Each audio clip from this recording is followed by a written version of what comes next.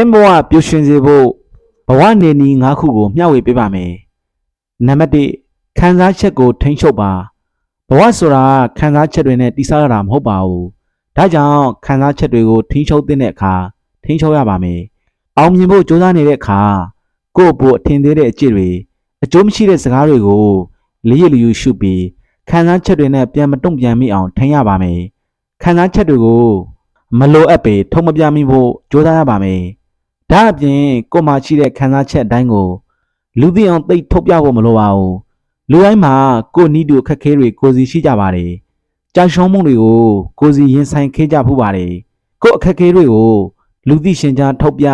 ကိုယ်ကြာရှုံးမှုတွေကိုလူတွေမြင်အောင်ဖွင့်ပြနေုံနဲ့အရာအလုံးကအဆင်ပြေသွားမှာမဟုတ်ပါဘူး။ကိုယ်အခက်အခဲကိုကိုယ်တိုင်ဖြေရှင်းမှရတယ်။ကိုယ်ကြာရှုံးမှုကိုကိုယ်တိုင်ပြင်ဆင်မှရပါတယ်။ခံစားချက်တွေထုတ်ပြတယ်ဆိုတာကိုယ်ကိုနားလေပစ်တဲ့သူတွေကိုယ်ခံယူချက်ကိုလေးစားတဲ့သူတွေအတွက်တော့ကောင်းပေမဲ့ကိုယ့်ဘို့မုန်းတီးတဲ့လူတွေကိုယ်ကြာရှုံးမှုကိုလိုချင်တဲ့သူတွေအတွက်တော့ဝမ်းသာစရာကိုယ်ရမှာလှောင်ပြောင်ရှင်စရာဖြစ်နေပါလိမ့်မယ်ဒီလိုပြောလို့ခံစားချက်ကိုရှုပ်တီးထားရမယ်လို့ဆိုလိုတာမဟုတ်ပါဘူးခံစားချက်ကိုအထင်ကွက်လေးထားတတ်ဖို့လူတိုင်းကိုယုံကြည်ပြီးထုံမပြဖို့အတွက်သတိထားရမှာပါခံစားချက်ဆိုတာလူတစ်ယောက်ရဲ့အားနည်းချက်လို့ဆိုပါတယ်အဲ့ဒါကိုလူတိုင်းသိနေဖို့မလိုအပ်ပါဘူးကိုယုံကြည်ရတဲ့လူတွေကိုယ့်ဘို့ကောင်းတဲ့လူတွေလောက်ပဲပေးသိပါခံစားချက်ကိုဆိုရှယ်မီဒီယာမှာမပေါက်ကွေးပါနဲ့ခံစားချက်တွေမွန်းကျက်လာတဲ့အခါကိုယ့်ကိုချစ်တဲ့လူတစ်ယောက်ကိုရင်ဖွင့်လိုက်တာမျိုးဖြစ်ဖြစ်ရုပ်ရှင်တွေထည့်ရလို့တနေရာမှာတစ်ယောက်တည်းပေါက်ကွေးတာမျိုးလုပ်ပါနောက်ပြီးမကောင်းတဲ့ခံစားချက်ဖြစ်စေတဲ့အရာတွေကိုစွန့်လွတ်တတ်အောင်လေ့လာသင်ယူပါနံပါတ်2ငေးကြည့်တဲ့နာငေးကြည့်ပေးပါကျွန်တော်တို့ဘဝမှာတချို့အရာတွေကပိုင်ဆိုင်ခွင့်ရအောင်စ조사သင့်ပေမဲ့တချို့အရာတွေကငေးကြည့်ရုံလေးပဲကောင်းပါတယ်တခါတလေပိုင်ဆိုင်လိုစိတ်တွေနဲ့မမောနိုင်မပန်းနိုင်ပြေးလိုက်ရင်ကျွန်တော်တို့ဘဝရဲ့တန်ဖိုးရှိတဲ့ချိန်တွေကိုဖြုံးတိနေတတ်ပါတယ်မက်မက်မမိုလိုချင်ခဲ့တဲ့အရာတစ်ခုဟာပိုင်ဆိုင်ခွင့်ရအောင်စ조사ပြီးမှမလိုချင်တော့တဲ့အခါကုံဆုံးခဲ့ရတဲ့အင်အားတွေတန်ဖိုးရှိတဲ့အရာတွေကအစားပြန်မရနိုင်တော့ပါဘူးပိုင်ဆိုင်တဲ့အရာတွေကိုပိုင်ဆိုင်ခွင့်ရအောင်စ조사ရပေမဲ့ငေးကြည့်တဲ့အရာတွေကိုတော့ငေးကြည့်နေုံပဲကောင်းပါတယ်ကိုယ်နဲ့လန်းလန်းမမီတဲ့အရာတွေကိုပိုင်ဆိုင်ခြင်းနဲ့တန်ဖိုးထားပြီးငေးကြည့်နေရတာကလေကိုယ့်အတွက်ငြိမ်းချမ်းခြင်းတစ်မျိုးပါပဲလောကမှာကိုယ်တန်ဖိုးထားတဲ့အရာတိုင်းကိုပိုင်ဆိုင်ရမှဖြစ်မယ်ဆိုတဲ့အတွေ့အမျိုးလေးမထားသင့်ပါဘူးတန်ဖိုးထားပြီးမျက်မျက်နှာလုံးငေးကြည့်နေရခြင်းတွေကလေကျွန်တော်တို့ဘဝမှာအများကြီးရှိနေပါတယ်ဘဝကိုဖျက်ဆီးရမှာအရာရာကိုအမှန်မြင်တတ်ဖို့လေလိုပါတယ်ပိုင်ဆိုင်ခွင့်ရအောင်စ조사သင့်သလားတန်ဖိုးထားပြီးငေးကြည့်နေသင့်သလားဆိုတာမှန်မှန်ကန်ကန်ဆုံးဖြတ်နိုင်ရပါမယ်ငေးကြည့်တင်တာကိုငေးကြည့်ခြင်းဟာလေဘဝကိုအေးချမ်းစေပါတယ်ကိုပိုင်ဆိုင်ခွင့်ရတာနဲ့ပဲရောင်းရည်နေခြင်းဟာလေရိုးချင်တဲ့ဘဝနေနည်းဖြစ်ပါတယ်ဘဝမှာမွန်းကျက်လာတဲ့အခါစိတ်ဖိစီးမှုတွေများလာတဲ့အခါမိမိကိုယ်ကိုပြန်လေသုံးသပ်ကြည့်ပါပိုင်ဆိုင်လိုစိတ်တွေများနေပြီလားဆိုတာကိုပေါ့ဘဝကိုပပပါပါတန်မိုးရှိတဲ့အရာတွေကိုစုပ်ကိုင်နိုင်ဖို့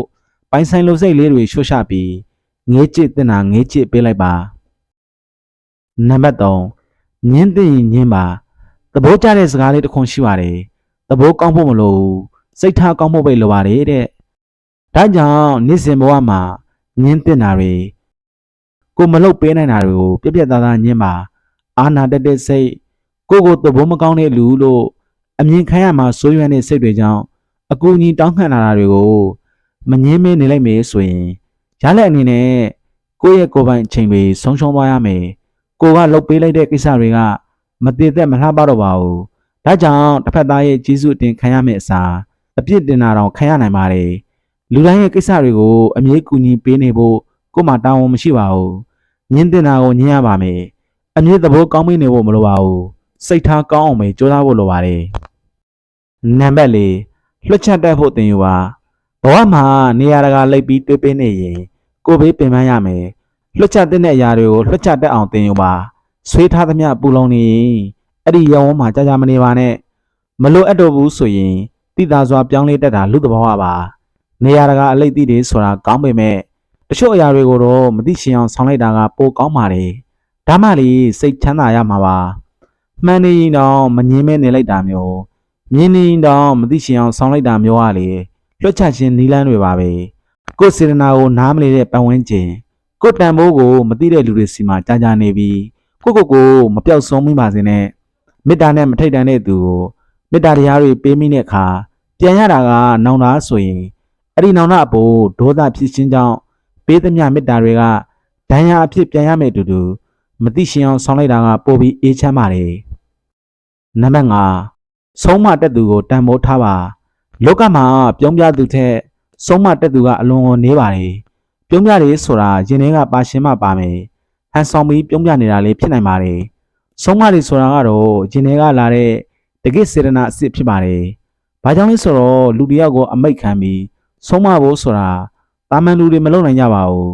ကိုယ့်ဘော်တကယ်ချစ်တဲ့လူတွေကိုယ့်ဘော်တကယ်စေတနာထားတဲ့သူတွေကပဲ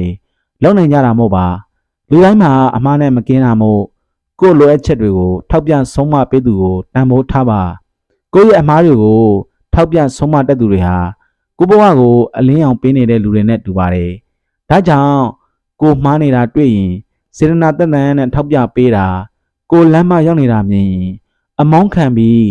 လမ်းမှန်ရအောင်ညွှန်ပြပေးတဲ့သူတွေကိုတန်ဖိုးထားပါသူတို့တွေဟာကိုယ့်ဘဝကိုအမြင့်ရအောင်တွန်းပို့ပေးတဲ့သူတွေမို့အလေးထားပါ